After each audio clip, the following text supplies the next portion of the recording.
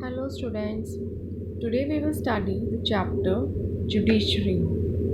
Judiciary. Indian judicial system. Judiciary in India plays a very important role in protecting the spirit and the essence of the Constitution of India. It ensures that fundamental rights of the citizens of India are not violated. The judiciary in India is a unified, integrated system with the Supreme Court of India at the head of the hierarchy as the apex court in the country. Below the Supreme Court are the high courts at the state level. Below the high courts are the subordinate courts that function at the district levels. Next is the importance of courts. Resolution of disputes, judicial review, protection of fundamental rights. First is resolution of disputes. That means it resolves the disputes between the citizens of India or between the citizens and the government or between two state governments or between the central and the state government. That is one of the main functions of courts in India. Second is judicial review. Supreme Court and High Courts have the power, they have the responsibility of upholding the spirit and essence of the Constitution of India. The power of judicial review provides to these courts the right to declare any law passed by the government, by the parliament, as null and void if they are found to violate any of the provisions of the Indian Constitution. So that means Supreme Court of India is considered as the final interpreter of the Constitution. Protection of fundamental rights. The Supreme Court and High Courts are also having the power of protecting the fundamental rights guaranteed to the citizens of India in the Constitution. Any citizen of India can directly approach to the Supreme Court if he or she feels that their fundamental rights have been violated. Supreme Court and High Courts are empowered to issue writs to enforce fundamental rights. Next is the structure of courts in India: Supreme District Court, High Court, and then Supreme Court. First is the Supreme Court.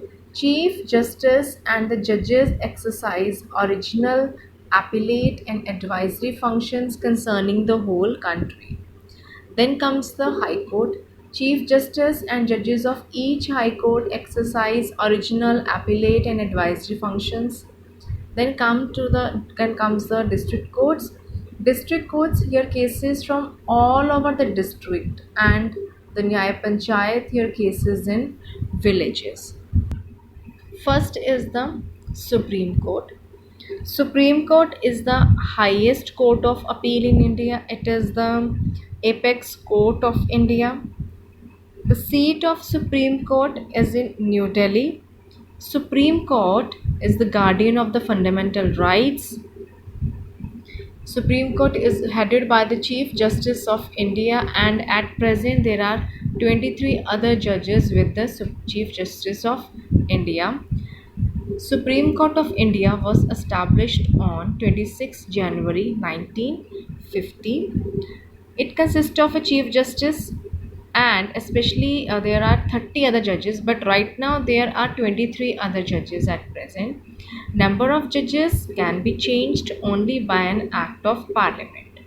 Chief Justice Chief Justice is appointed by the President, and other judges are also appointed by the President, but with the consultation of Chief Justice of the Supreme Court. Powers of the Supreme Court: resolving disputes, protector of the Constitution, appellate jurisdiction, advisory jurisdiction, guardian of the fundamental rights. First is resolving disputes. Such jurisdiction is also called as original jurisdiction, as these disputes directly fall under its purview. Supreme Court of India has this original jurisdiction. It means that there are certain cases which can be directly heard by the Supreme Court. That means it covers disputes between state, union and a state, states, and cases related to the enforcement of fundamental rights guaranteed by the Constitution. All such cases can be directly taken to the Supreme Court. Protector of the Constitution. Supreme Court has the power to review all the laws passed by the Parliament if it believes that any law is in violation of the basic structure of the Constitution. It has the power to declare it null and void. Appellate jurisdiction. Supreme Court has vast powers to hear appeals. This is called the appellate jurisdiction. Appellate means the power to hear an appeal. So, this is also called the appellate jurisdiction of the Supreme Court. When the High Court certifies or when the Supreme Court grants a special leave for appeal, an appeal against a judgment of the High Court can lie before the Supreme Court in criminal cases. In civil cases, appeal lies when the High Court certifies or when the value of the case is 20,000 rupees. Similarly, an appeal lies before the Supreme Court when the High Court has sentenced a person to death. Advisory jurisdiction. Supreme Court also has this function. President can seek the advice of the Supreme Court on any constitutional legal point. The President is free to accept or not to accept the advice of the Supreme Court. Guardian of the fundamental rights. Any citizen can approach to the Supreme Court or High Court if he or she believes that their rights are being violated. Next is the High Court. Judicial system in the states is headed by the High Courts. Each High Court comprises of a Chief Justice and other judges.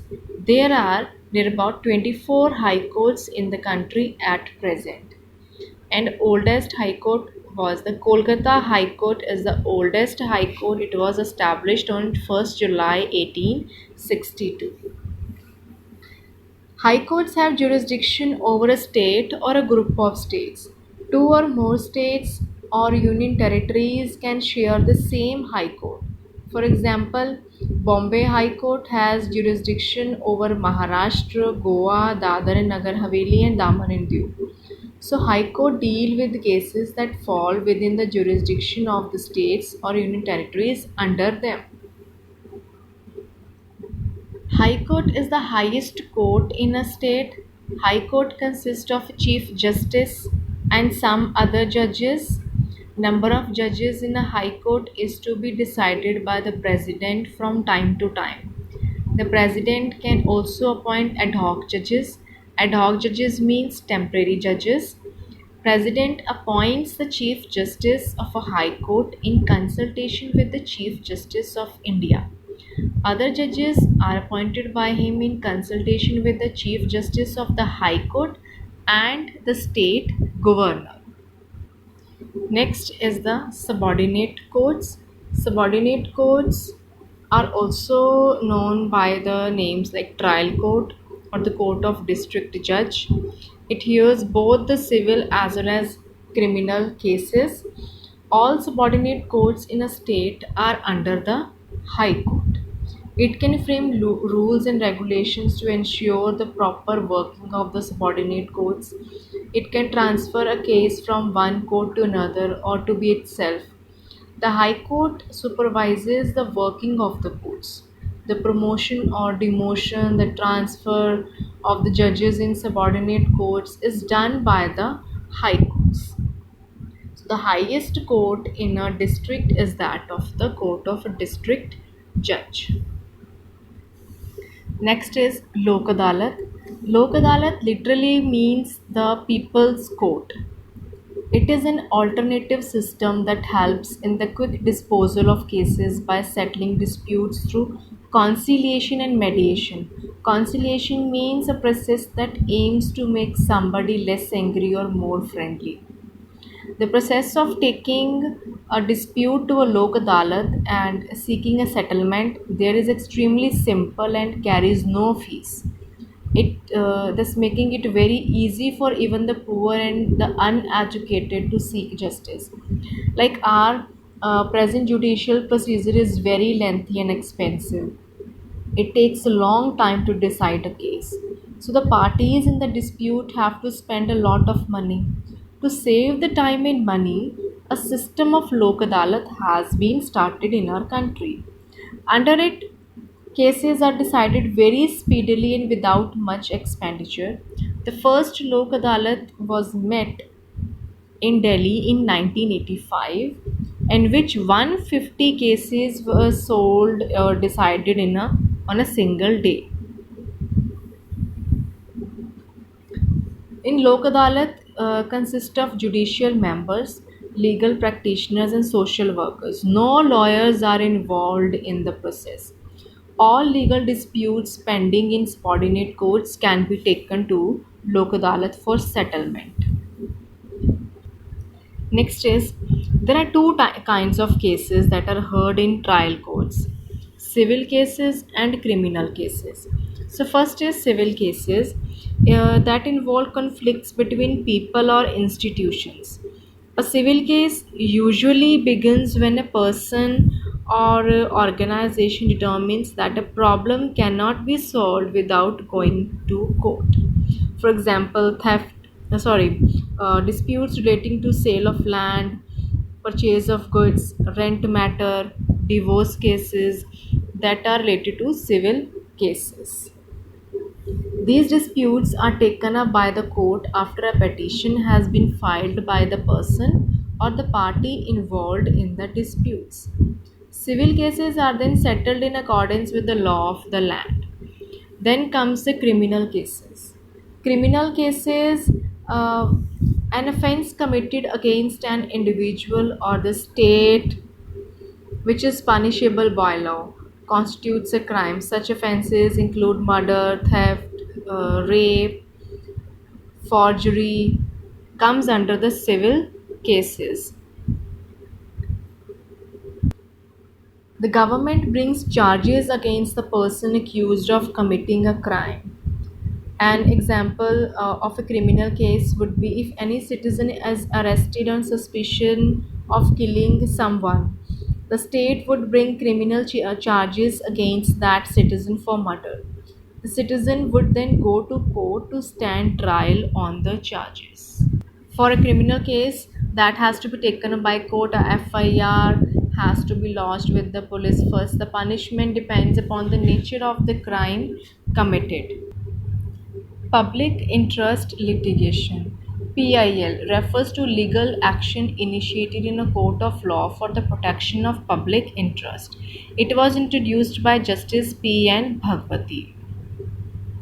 Any individual or organization can file a PIL in a court of law on behalf of those whose rights are being violated in some form or the other, but who are unable to seek justice on their own.